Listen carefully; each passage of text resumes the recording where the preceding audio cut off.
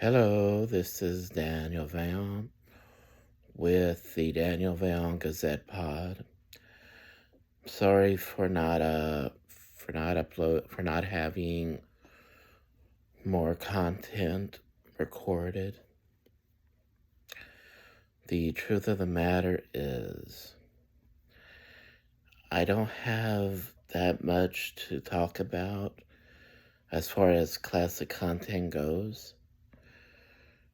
And to be honest with you, I like to respond to current product, but I get tired of the constant negative things I hear about the current product between WWE, NXT, AEW, TNA, and SmackDown. I get tired of reading about that, so that's why I created this sports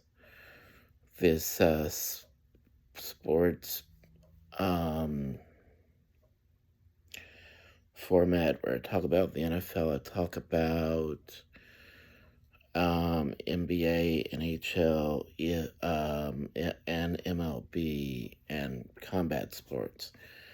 Now, currently, I can't talk about baseball, the games themselves, because spring training didn't start yet. But what I'm going to do is I'm just going to talk about how my mom told me I'm going to watch the Super Bowl like on Saturday or something, because on weekends we seem to have less of a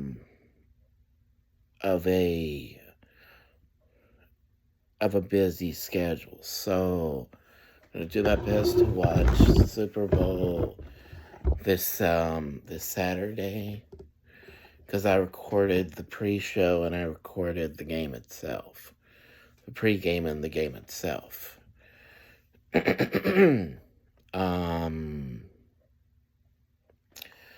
I will do, though, right out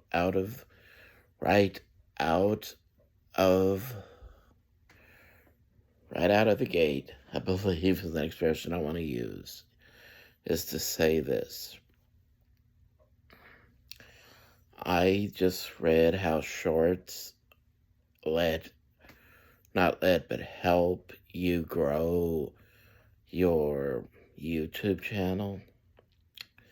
So I realized one of the best ways to do a short video, for me anyway, is to look up words that I really am curious about. And these are general everyday words that we use, but because of how it's used different ways, we may not fully understand why it's being used, why we use those words the way we do. So I uploaded a short where I started doing one word a day. Word of the day is going to be my short series from now on. When I think of a word that I think that I would really be interested in finding out the definition of, and I'm just going to be honest, when I was about 15 years old, and I may have shared this before, don't know if I did or not. When I was 15 years old, I used to take my brother's Webster's dictionary out, and I would look up words just to know what it meant. Like one Monday night, for instance, it's a long time ago now, but I remember hearing this word be used, prima donna. And when I looked it up, it took me a long time to look it up because I really didn't know how it was spelled. But fortunately, I found it, and I was just amazed at how something as simple as a word like that can be used. And so many words today are so many, not just words, but so many expressions, for instance, can be misused today. And I just thought it was interesting because of how there's so many things we take for granted in life. And using expressions and sayings and just everyday life words that we use in sentences be can be overly misused if we're not careful.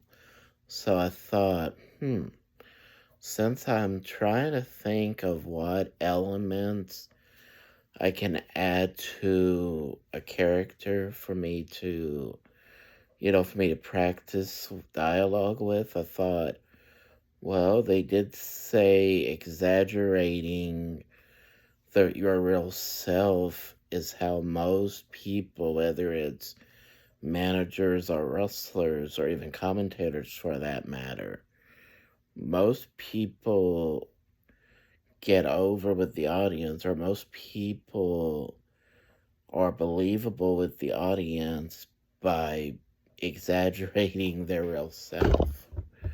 So I said, well, I like to paint up my face because it's like putting a mask on. You don't feel as inhibited when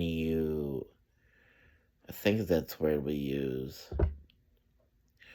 You don't feel as much inhibitance as you do with, I noticed I don't struggle with speaking when I put on face paint. So that's why I would put it on for fun. I always loved seeing face paint. I always thought it was interesting. So about a year or two ago, I started to paint for fun.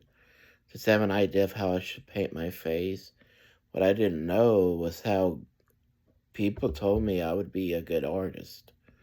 That was amazing to me because I never thought I'd have any ability in painting. Then you start sketching for fun and you find out you actually have an ability you didn't know about. It's really amazing to me. So in the future, if you ever see me paint up my face, just remember it's me trying to find an easier way to speak to help make it more enjoyable for y'all. Because I'm gonna be honest, there's a lot of times recording like this on my video really gets me nervous. So when I put on the face paint, it's like I said earlier, it's like putting on a mask. Another way of saying it is, it's like stepping into, it's like when you have to become a character. Sometimes we put on face paint or you put a mask on, like I used to see a lot growing up because I was not only a fan of pro wrestling, but I was a big fan of the cruiserweights. I know what you're thinking, most likely thinking, with your size, you liked cruiserweights? Yes, I liked cruiserweights. I'm short stature. I'm about the same height as Rey Mysterio Jr., so yes, I always liked cruiserweights because I liked the acrobatics that they did. So, well, I used to always get amazed at seeing the masked wrestlers, but as much as I was amazed at it, what I never realized is why we call it a mask in the first place. I remember before Jeremy Borash left TNA, went to WWE to be a part of Triple H's team. Because, by the way, he was not just a great interviewer for TNA, but he knows how to book too. So it was a great, and he was always great on the microphones. I even remembered hearing him on Monday Nitro about the year 2000 or 2001. And when I heard him, I said, "Who is that? He sounds great."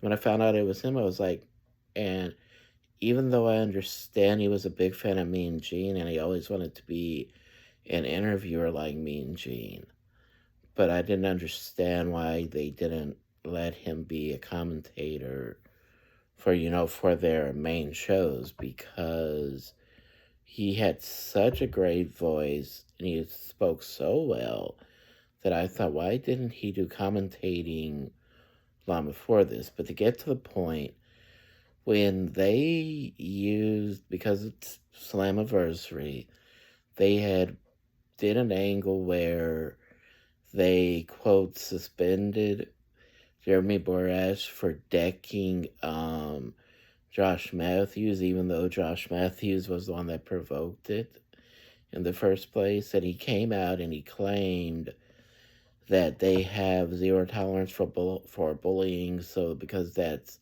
quote, bullying in today's society, even though really bullying is antagonizing, something that would have made him the bully. But anyway, so they brought back the character that Abyss created without the mask, Joseph Park, and he said he was Abyss's brother. And then after a long period of time, they showed that it was Abyss, not it was Abyss trying to reinvent himself, or trying to find out who he was, making him look crazy. So they brought that character back, claiming that he represented Jeremy Borash. And one week when they agreed to go against Josh Matthews and Scott Steiner, of all people, at Slammiversary that year. So when they were preparing for it, there was one scene where, because they had to stay together and train together, they showed like Bisk was coming out of the bathroom like he had to wash himself. And when you're so used to the Abyss with a mask on, so you can forget that he's got tattoos on his bicep. So in this one scene, I remember I said, now I understand. I know it's called the mask, but what I never thought about him until that moment was, it's a mask because it's covering their face. And it's like, I knew that, but I didn't understand what it really meant. That is another way for the men who put on their mask. Taking the mask off can sometimes be like reinventing yourself. So it's almost like bringing new life to you as a performer. It's like, I knew a mask concealed your identity, but I didn't realize fully what it meant until I saw him do that scene with Jeremy Borash. Like, now I realize what it really means. You put on a mask because it's supposed to make you mysterious. That's why I believe the perfect name for Master Wrestler was Rey Mysterio Sr. and then Rey Mysterio Jr. Because when you put on a mask, it's already a mystery in itself. So Mysterio, I would always wonder, why are there question marks all over Mysterio's tights? And then they called him the Man of Mystery. I said, now I understand. That was to compliment his name, Mysterio. Okay, so I found out I had recorded a lot of SportsCenter shows that I didn't know I had recorded. I don't really know if I can find it on here on this TV, but it would be in the back room. So let me just see. Let me just look for it. What I will say is I watched the Red Wings go against San Diego, I believe. And I thought the playing was great, and the I watched a lot of hockey before, but what I never was able to do a lot of times was record it on DVR and watch it. So when I was watching it earlier today, actually tonight, I noticed how putting it on pause and putting it on and pressing fast forward in slow motion, I'd always said it helped me see things in a different way. But this really helped me see because the slower I put it, I could see more of how close they came to making the net and how they made the goals. So I really like that. It was the Red Wings against the Tampa Bay Lightning. And Detroit did a really great job of defending the net, especially in the first period. Let's see. Because it was Tampa Bay who did a great job of protecting the net and scoring. They were up 2 nets in 3 minutes of the first period. They both did a terrific job, but to do two goals in 3 minutes of any hockey game is a big deal because of how hard it is to just score. So really, I would have to say that anybody who plays hockey, I have respect for them. Actually, I have respect for anybody who can play a sport because my mom used to tell me I had a natural ability to play sports, but I didn't have 2 kidneys, so I couldn't risk doing it. So I used to have to play for fun. So anybody that can play a professional sport has my respect because I know by not playing sports like I would have liked to have played them, I know I can just imagine how hard it can be to go as far as professional leagues and win a championship, because I think every team in the NHL has won a championship once or twice. Maybe some of them may have even gone as far as 10. so especially hockey, they had my respect because I was always too afraid to hurt myself to put on skates. So anybody that has ever put on a pair of skates, not only to play hockey, but to skate in general, even figure skating, they have my respect. Because I was always too afraid to hurt myself to try it. So, yeah, anybody that has that much skill to do both, skate and play a sport with skates on, has my respect.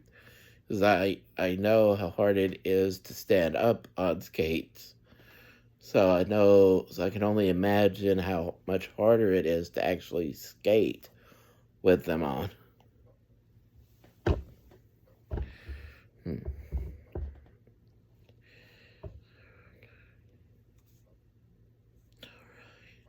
With Super Bowl being over, I wanted to start this format about sports because I know how important they are, but I may have to condense it to just basketball, hockey, and baseball, because I really like talking about the games and what happened in the games.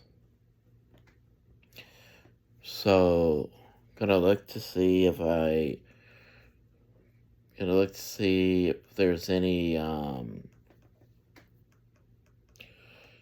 games from basketball that are recent. Oh, ooh, yeah. I recorded a few games in December and one game last month. Nothing recent. So I'm really not sure. I'm really not sure how NBA players are doing. I'm not sure how the teams are doing. And even though I do have some SportsCenter shows recorded, I don't know how many of them talk about the best. Those are the SportsCenter episodes. Okay, filmed February 11th.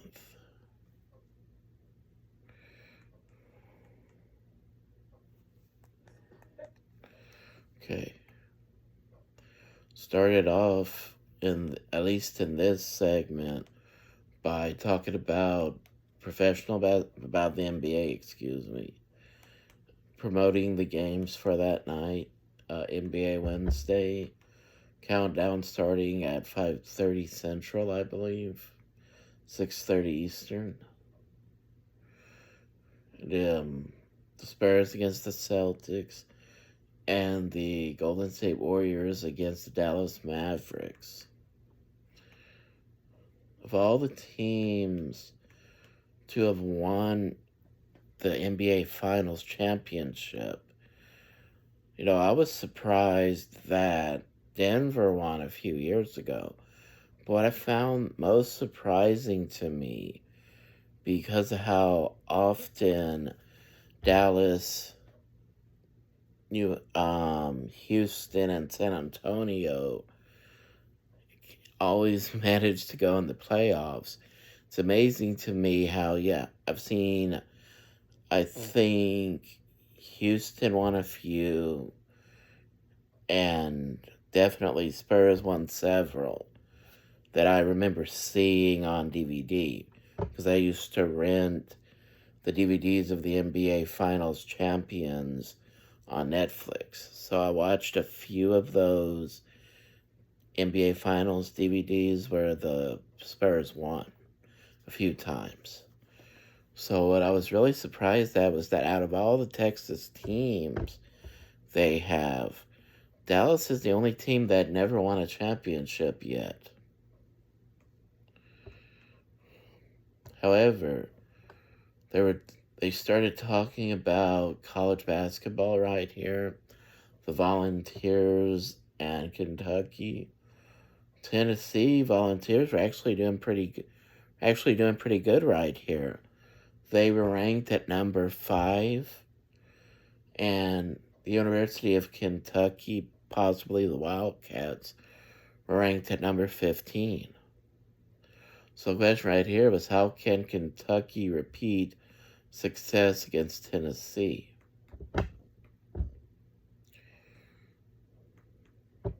And it would really be hard to really follow that while I'm doing a live video. So I would be honest about this. I'm not really expert on basketball, but if I had to guess, one way that Tennessee can be stopped in their momentum, and it goes for, I think, all basketball teams, I would say that you have to get your best defensive players that are not hurt, because at this point of the season they might have a few injuries. I'm not saying I hope that happened. I don't hope that happened at all for any team. But because of that possibility, then I would say I believe the recipe is always in how strong the defense is.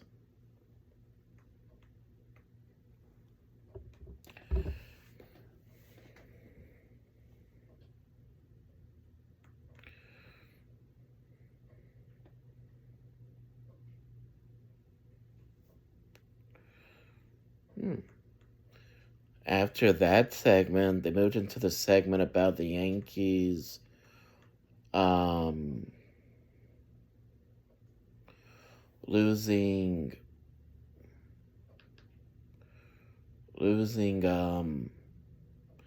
their player known as Juan Soto.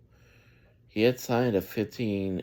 Oh, I guess he was on free agency, so he left the Yankees and he signed with the Mets for a 15-year, $765 million deal.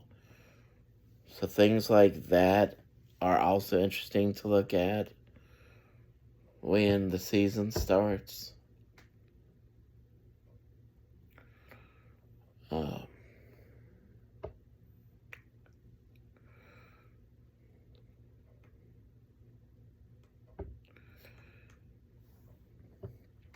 and I'll be honest with you guys about this. There's one thing I would ask, or yeah, one thing I would ask is, when did free agency start and why? What?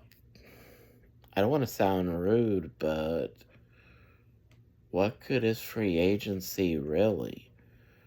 I mean, for fans that like or want to know the the identity of their team they're following, or a new identity for their team, how can they try to understand or learn the new identity of their team if free agency happens all the time? That would be my question. In a sport like basketball or baseball or even in hockey, because they play more games than football players do, it might actually be more understandable to do free agency in a sport like that. But in football, when it's played once or twice a week, and the only time it's played more than that is in the playoff or postseason, as it's called today, then I don't know how free agency helps.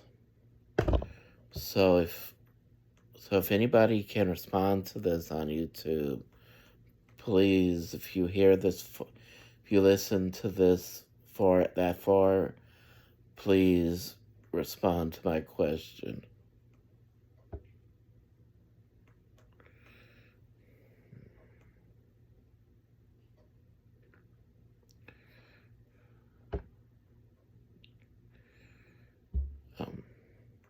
NFL, basketball.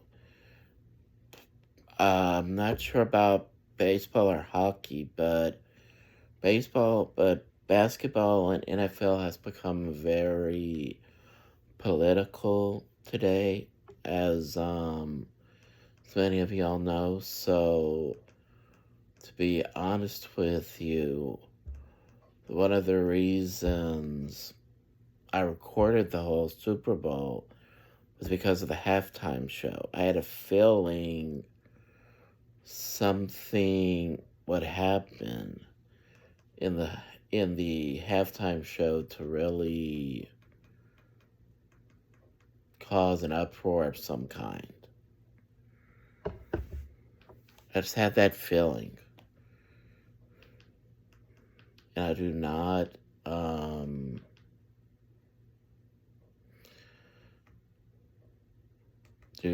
want to start a war with anybody, but I will say this.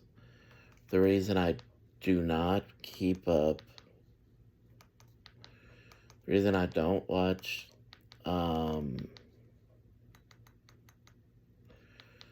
the reason I don't watch the halftime shows like I used to is because I know how political it gets, and I don't like it when it gets political.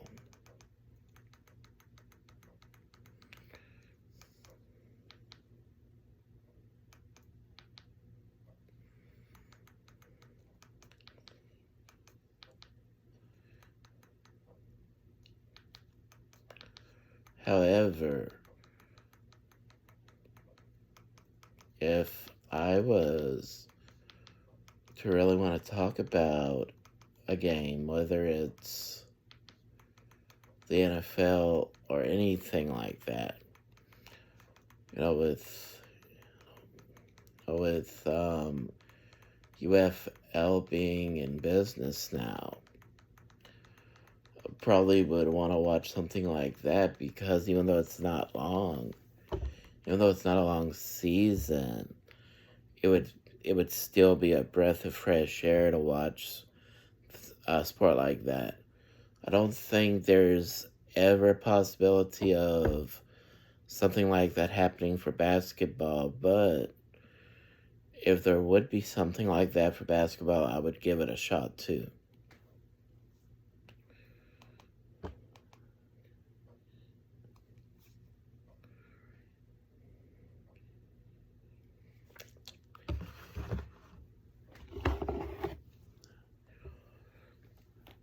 They don't really have topic to talk about in terms of mixed martial arts.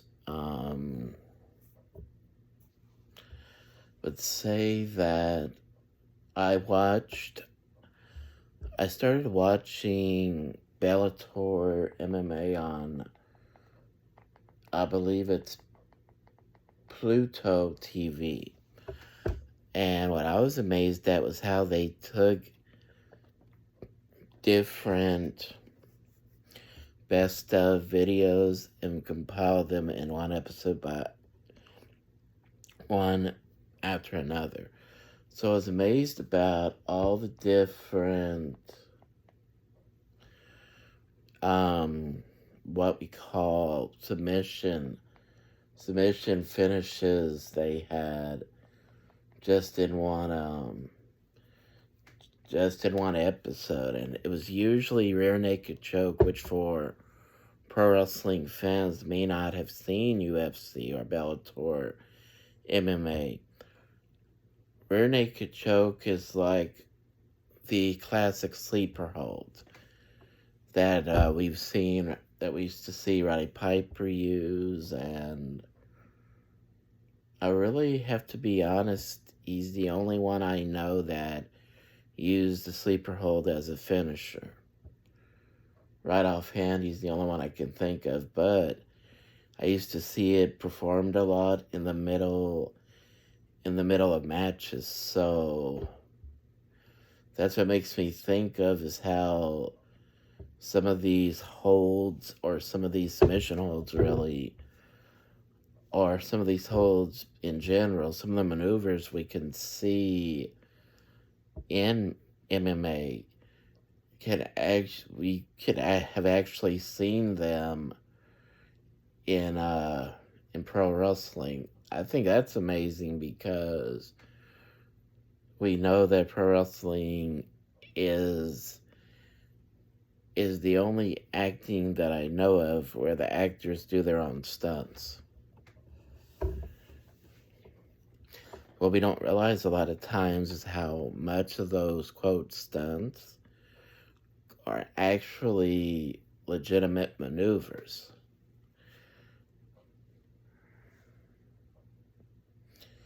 And what a lot of people may not know about mixed martial arts is that it's adapted it's adapted from Brazilian jiu-jitsu, which is a form of martial arts that purely they look at submissions and takedowns. That's why you see a lot of submissions done in mixed martial arts. That's why it's called MMA. Because you have takedowns, like in amateur wrestling, you have strikes like in boxing.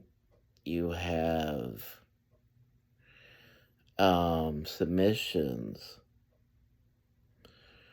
like in jiu-jitsu. So that's why I call it mixed martial arts, because of the different ways you can win, and the different techniques you can learn. Like I had learned by watching Brock Lesnar in UFC. I learned that a standard takedown that Brock Lesnar mastered during his time in amateur wrestling, because of his amateur wrestling background, he was natural for him to know just to take somebody down because of the training he had from when he was a kid all the way to when he was in college. And I learned not just from watching him, but from reading about Bellator and UFC. I just learned that takedowns are 2 points right off the bat. The only time you potentially take a point away is when they hit you in the back of the neck, or whatever is considered not an acceptable strike for one of the competitors. They strike a point away.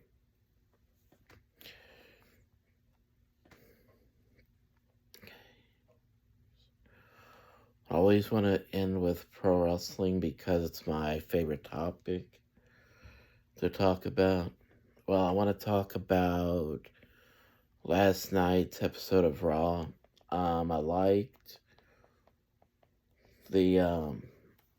the women's qualifying match for the Elimination Chamber, when the newly minted Women's Intercontinental Heavyweight Champion Lyra Valkyria went against Bayley. It was great. Back and forth. I got a feeling we're going to see them somewhere down the line. We're going to see them face each other for the women's title. That's how good they were against each other last night. There have been some matches or some people that, even though what they did was memorable, there was not much chemistry at the same time. They had great chemistry with each other last night in that match. So I got a feeling that's just a small taste of what we can expect from those two in the future.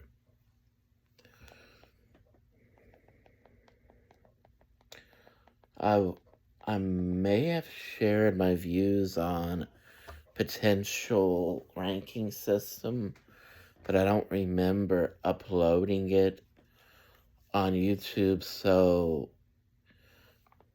I was just going to say something that I think would be a good idea. If they really wanted to do rankings, because I believe doing the traditional rankings is actually more interesting than anything, and it helps people care about the titles more. Now, the reason I believe that titles like the Intercontinental title, the U.S. title, the tag team titles, even the world title, lost its meaning over time is because they didn't use enough of sports-like elements in the product. So I believe that's why that's why there's not as much, it's not as big of a deal as it used to be, the championships. Because when you watch WWE or NXT, you don't see rankings like you do in AEW. And to be honest, that has always been what I like about AEW is their rankings. And I liked when Eric Bischoff tried to implement a ranking system in TNA up until they felt the need to turn him into a villain again, and they tried to recreate the NWO this time with Ric Flair. This time with Ric Flair and Hulk Hogan as the quote managers of both groups. But I thought for a short time their ranking system that he put together was good because it was interesting. So I don't like to repeat myself if I don't have to. But I don't think I don't think this is on video on YouTube, so I will say this. Regardless of what championship is what, whether it's women's tag team, women's intercontinental, women's US, or women's world title, same thing with men. No matter what title it is, or women's North American and men's North American titles in NXT. No matter what the title is, I was always a big fan of the time limits because I always thought it was interesting them going backward. Well, because things are different now, if I was to make a decision like that for any show, what I would want to do would be to have men or women wrestle for 10 minutes and see if one of them can win a match within 10 minutes. Because I remember that when I was a kid, I saw this on YouTube before, that's how I remember it. They started pushing Marcus Alexander Bagwell really strong as a rookie. And this was around the time when they revealed that he had been training with Sting, Ron Simmons, and Ricky Steamboat. And so they put him in I guess today you would call this almost like a TV title contender match to see if he could last with stunning Steve Austin at the time. And he had to last 10 minutes. And he lasted the full 10 minutes, and I was like this. Instead of counting backwards, why don't you do 10-minute match intervals with people that are not being used? And if they can get the crowd's attention, you can put on a poll to see who the fans would like to see these two people face in the next edition of the telecast. That's what I know this could be called fantasy booking, but I do believe that would be a good idea, because a better way to show the fans all the new talent you have, and how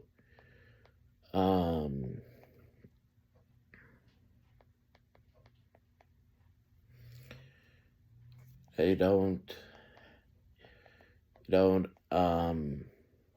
necessarily have to, how do you say that? Don't necessarily have to do what's popular, but you do have to do some things that are not expected to get people's attention.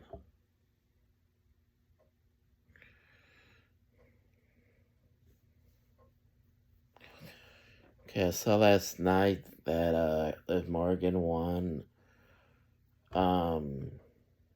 her Elimination Chamber qualifying match from the week before.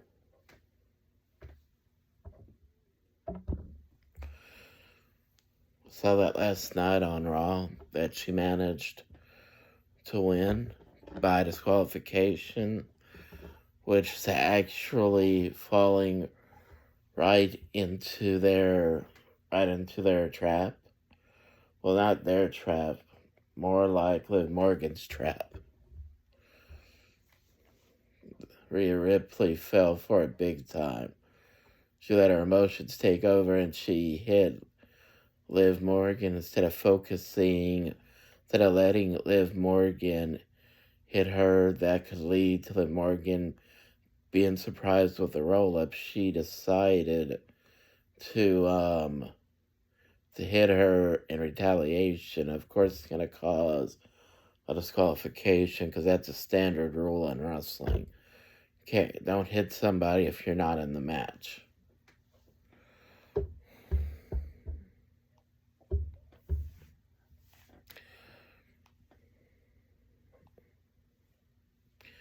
So, as somebody who studies this,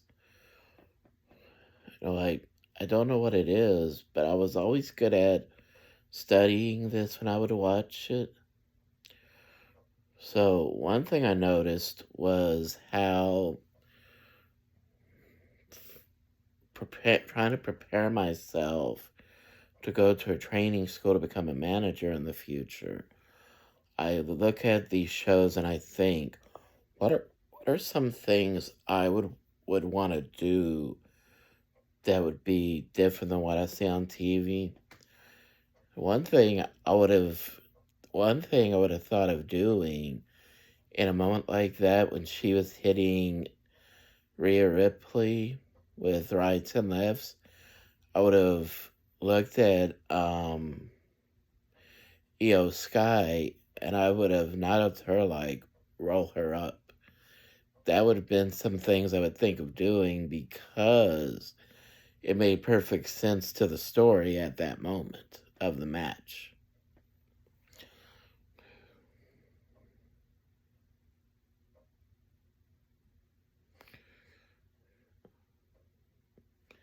NXT is on the CW. We don't catch the CW. So I don't really watch current NXT because I forget that it could be up on Netflix, that it could be up on Peacock. So I don't really watch the current shows, but I will watch NXT's latest show this Saturday night, I believe it is. However, I forget that NXT could probably be on Peacock, so I'm gonna have to look back at some NXT shows to familiarize myself with the newest content.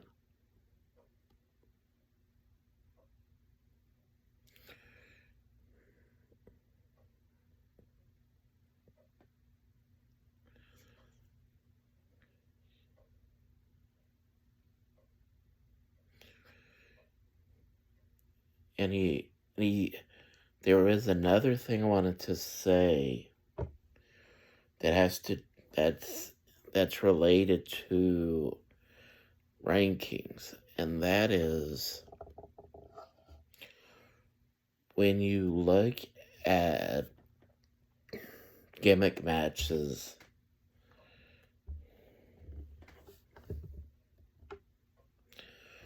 which is just my favorite thing to watch, by the way. Out of all of the wrestling matches that they have, outside of the standard holds and submissions and everything like that, there's, outside of that, one match, one thing I like more than anything are the specialty matches. The Battle Royal, the cage matches, which Elimination Chamber is like a cage match in itself. The only difference is they have pods where you have to be let out. That's what makes it different. So that, then you have the Battle Royal, and they have Texas Deathmatch, which I didn't see a lot of those. They have Texas Bull Rope, and they have Russian Chain matches and things like that. So anytime you have a match like that, I always get excited because it's my favorite thing to watch. Wrestling's my favorite thing to watch in general, but those are my favorite matches to watch because I always think they're interesting to see because you really don't know what to expect. Even when you think you know what to expect, you can still be surprised what happens in a match like that. That's why I like matches like that, because it's unpredictable. The ladder match, I like the ladder match too because of seeing them unstrap the titles or seeing them take down. I saw this once from an indie company when I was a teenager where they had a number one contender match, and the contract was literally on a clipboard suspended above the ring, which I thought was unique because we're used to seeing a match like that with a briefcase. So I thought that was very unique for the time. But anyway, I think one of the best ladder match types, because it was an unusual match, and that's the King of the Mountain match. And I think one year TNA actually let the women do it. And the reason I always liked it was because I thought it was interesting how you take the ladder, but instead of retrieving a title, you hang it. And that's how you become the King of the Mountain. And you have to pin somebody in order to qualify to hang the belt. And then you have to fight off the men in order to hang the belt. So that makes it even more intriguing and even more interesting than before. And the first time I ever saw King of the Mountain match was when I got Slammiversary on DVD.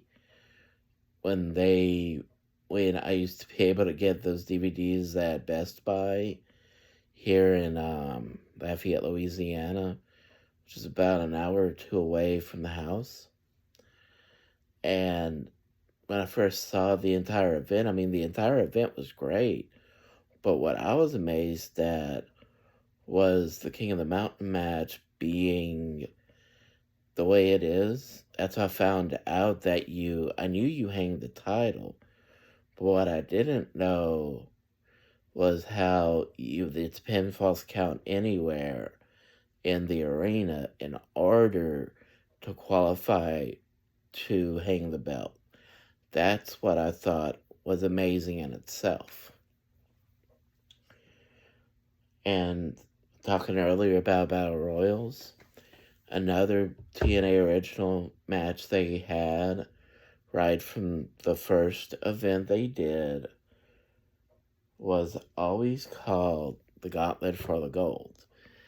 And I think I think the match that inspired this was the Battle Royal that WCW used in 1996 when they tried to take the titles completely off of the NWO members, and they put all the titles on the line in that Battle Royal, and they had like 3 different teams. If Lex Luger's team won, the titles would go back to WCW, and NWO was not allowed to wrestle for 3 years in WCW. However, if Roddy Piper's team won, he earned a shot against Hogan and the world title. And that was, and I was trying to remember what I know, that's what it was. And NWO, if NWO won, they would be able to go on any show any time of the year instead of just on Saturday night. So really, to be honest, the money there was letting them win because they were so popular. But anyway, that I think inspired Gauntlet for the Gold, because in between throwing them over the top rope, you could eliminate them by either pinfall or submission or over the top rope. So what they did was, instead of making that an option to surprise the audience, they let the audience know everybody but two people. When you're down to just two people, they face each other, and then pinfall or submission wins. That's what I always liked about TNA, their gauntlet idea.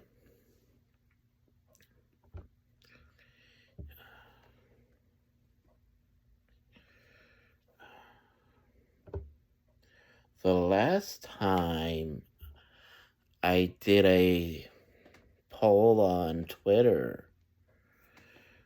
was to know what bonus footage to talk about.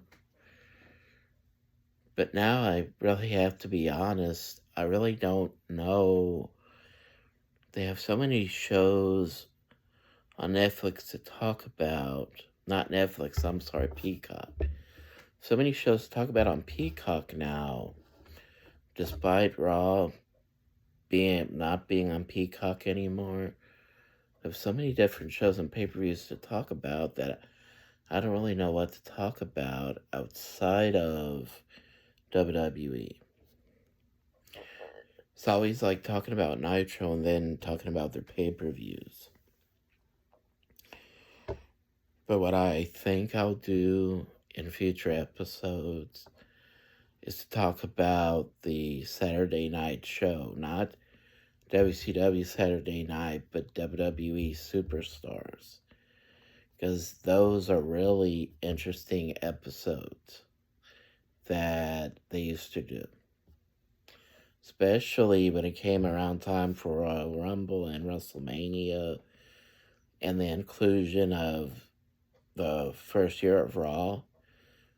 Things like that was always fun to watch, especially for me who watched more WCW. It would really be fun to look back at those just to see what I don't remember seeing. Thank you and goodbye.